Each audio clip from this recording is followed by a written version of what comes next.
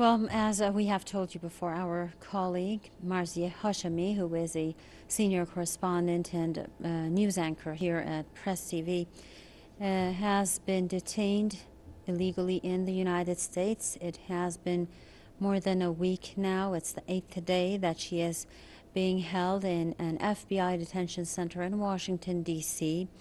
Now, Marziah is a U.S. citizen. She was traveling to visit her family there, as she always does every year, and she was detained in St. Louis International Airport. Now, to discuss Marziah's situation further, we're joined by Saeb Shaath, author and Middle East affairs expert, and Randy Short, political director of Blackpack. Thank you very much, gentlemen, for joining us as we discuss Marziah's situation. Let's start with Mr. Saeb Shaath, author and Middle East affairs expert, joining us live from Belfast. Thank you very much, sir. Now, what is your take on this situation? We do understand, based on a court order that was released 2 days ago, that Marziah, according to the courts, has not committed any crimes. She is simply being kept as a material witness in the FBI detention center. Do you believe that it was necessary for Marziah to be detained? The way that the FBI conducted the arrest of Marziah Hashemi in its own, that raises many serious questions about the USA's security apparatus, from the FBI to any kind of security agency.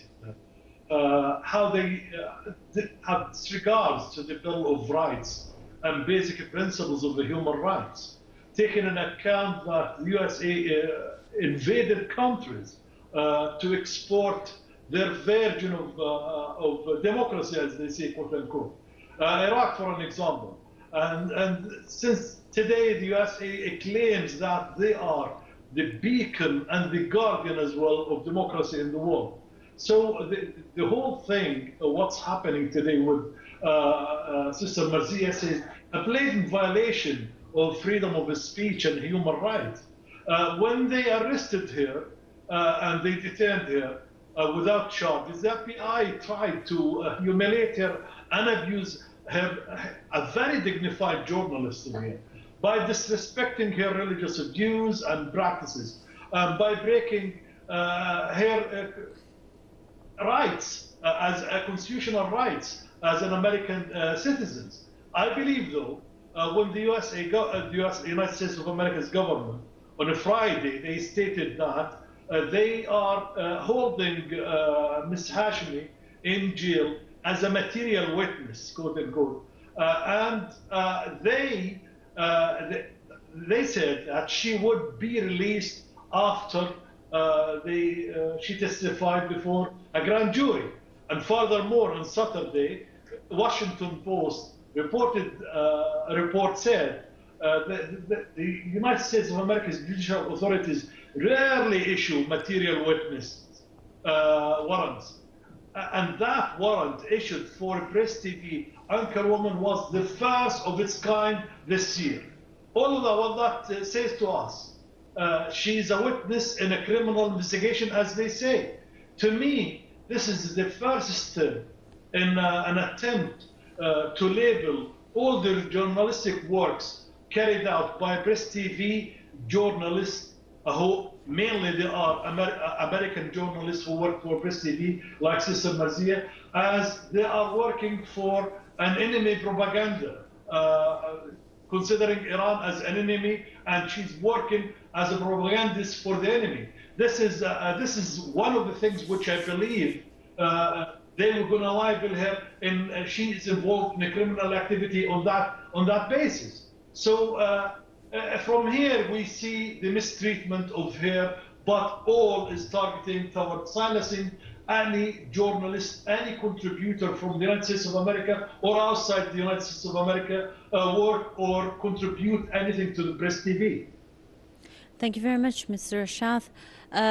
We do understand that several demonstrations have been scheduled. Of course, there already have been demonstrations held in Nigeria and right here in the Iranian capital, Tehran, in support of Marziah Hashemi. But we also understand that there is going to be a demonstration on Tuesday at 11 a.m. In Washington, D.C. in front of the Justice Department, as well as on Friday, 5 p.m. in New York. Now, Mr. Shaath, do you believe that these demonstrations can help raise public awareness towards what the way the government, the U.S. government, is treating its own citizen? Marziah is an American citizen, let's not forget that, and maybe put more pressure on the government to release her sooner? The way the public opinion acts is a very important step, because the United States of America cannot hide a worldwide public opinion from their own people. They always try to distort the media, especially the Trump administration. They try to pull the cards of fake news and throw it at any opponents from the media. We've seen that happening with so many American broadcasters from the CNN or whatever. But this campaign, it has to be intensified worldwide, and specifically in the United States of America itself and Western Europe, which is more influential on the American public opinion than anywhere else in the world. But anywhere else in the world as well is a plus. It will show the people are disgusted with such outrageous policies of the United States of America's administration, trying to silence any journalist who calls Spain, who is stating to the world what the United States of America is involved outside its own borders, what wars it carries out in different parts of the world, how devastating its activities on the African people or in the Asian people, and how many people being killed by policies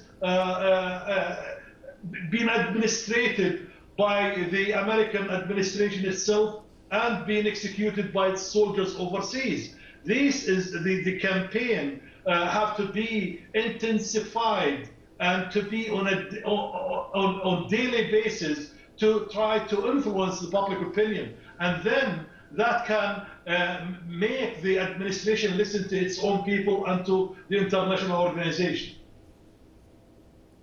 Thank you very much, Mr. Saeb Shaath, author and Middle East affairs expert, joining us live from Belfast. If you would please stand by. I am told that we do not have Randy Short, political director of Blackback, with us, but instead we are joined by our correspondent in Washington, D.C., Colin Campbell. Now, Colin, thank you very much once again for giving us your time to elaborate more on Marziah's detention in Washington. Now, let's discuss more this whole material status, material witness statute. Witness status, sir. Yes. And how does this work, considering what we know of the U.S. Constitution, the First Amendment, that calls for freedom of expression and freedom of practicing your religion? Well, how do these two work together? Don't they contradict each other? How does the U.S. judiciary work with these contradicting laws?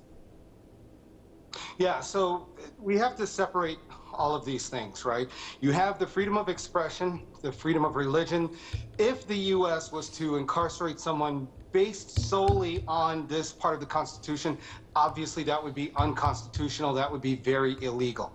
But holding someone as a material witness, however, is a different statute within the Constitution.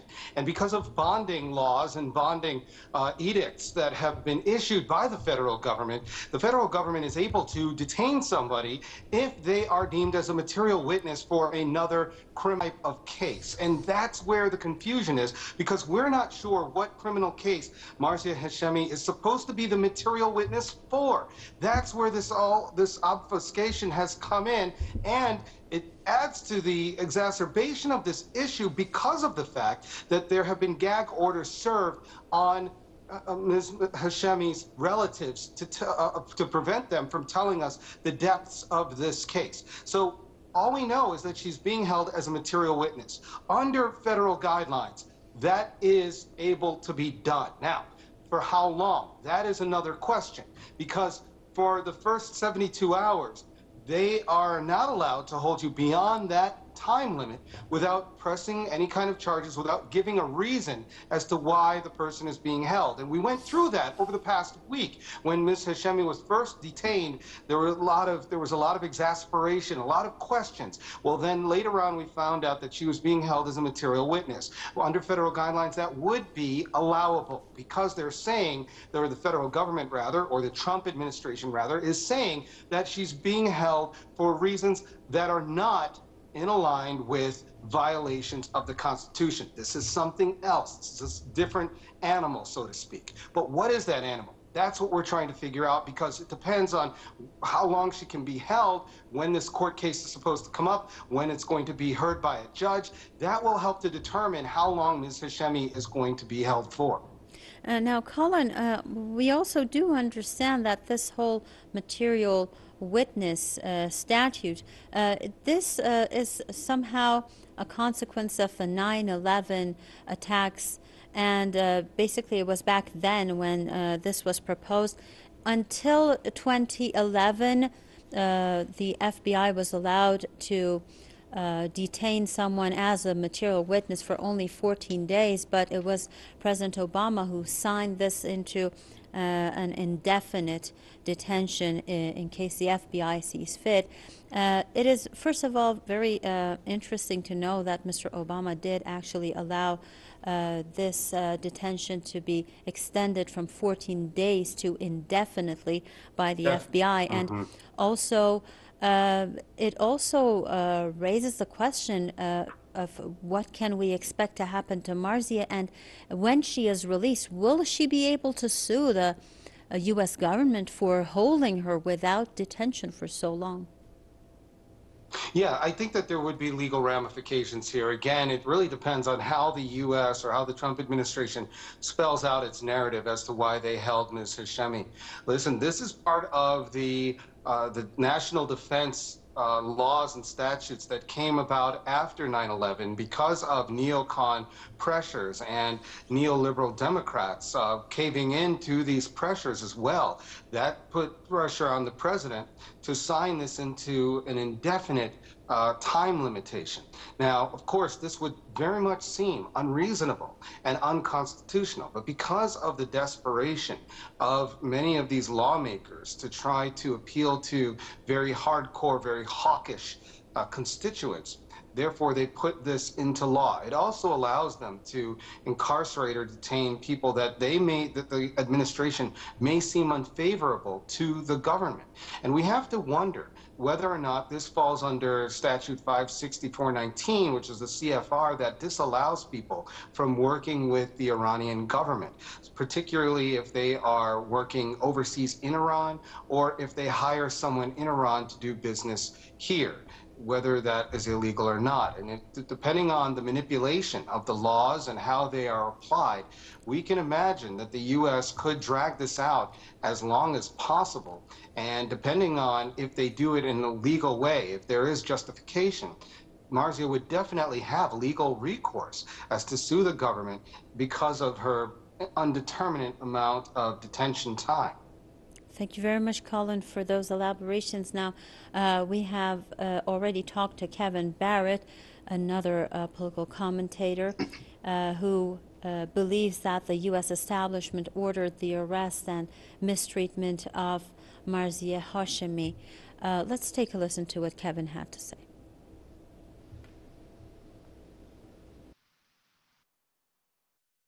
Well, the Trump administration is, of course, well known for its Islamophobia and for suspicions of racism. And I think we can assume that the orders to kidnap Marziah Hashemi came from people like John Bolton and Mike Pompeo from the top of the Trump administration. And those people, I'm sure, have no qualms about mistreating Muslims and African Americans, Perhaps they just instinctively will mistreat people from those backgrounds as without even really being aware that it's anything but natural. The African American community is pretty strong in Washington, D.C., and more people from that community are scratching their heads and saying, what's going on here?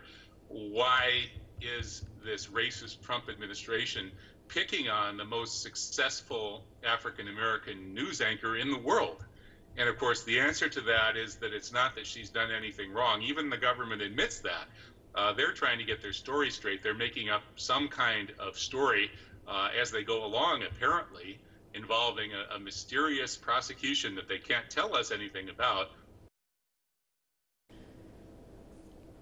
Well, back to Mr. Saeb Shaath, author and Middle East affairs expert from Belfast. Mr. Shaath, how much do you agree with Kevin Barrett, who says, well, basically it was the Trump administration that had in mind to detain Marziah. They did not come up maybe in the beginning with an excuse for that. They just detained her whenever it was more convenient for them. And now they're trying to concoct some kind of excuse for why she is being detained. How much do you agree with that comment? I agree with that. It's, since they said, as I mentioned earlier on, the Saturday's Washington Post, and they said this warrant issued for Marziah was the first of its kind this year, and taken her as a witness in a criminal investigation. What is this? A criminal investigation? It's all along. It's to follow from the previous administration, Obama's administration, and the British, what they did when they tried to silence Press TV as a network and taken it off the Sky network in Britain and then in many other countries. So this is, to me, I see it as the first step, as I mentioned earlier on, as to an attempt to label all the journalistic works carried by Press TV in the United States of America as some work be carried by an enemy propaganda. And any journalist who contributes to that is an American journalist or somebody have interest in the United States of America is considered as actively involved in a criminal activity against the United States of America. So the United States of America now consider the media activity of Press TV a criminal. This is what I can see from that myself. They been doing this for a long period of time. It's incremental work from previous administrations, not just the Trump administration. The Trump administration become more open, more vicious, and blatant about what it does.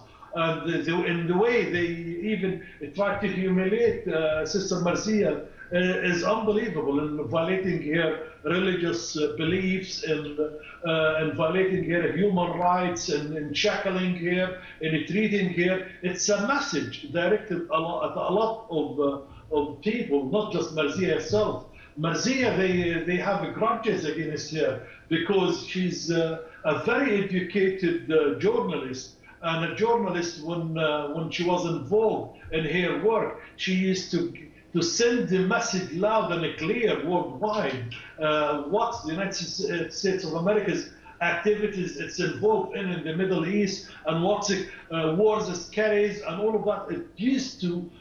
She used to send the message loud and clear, which is resonate with the people, and lots of her work was shared across social media platforms with many activists or non-activists, and it created a trend for a lot of people to understand what's really happening in the world. That, as a journalist in a platform like Press TV, she was a very major contributor to that, and they didn't like that anymore, the Americans. So the American administration turning a corner right now, trying to act. Thank you very much.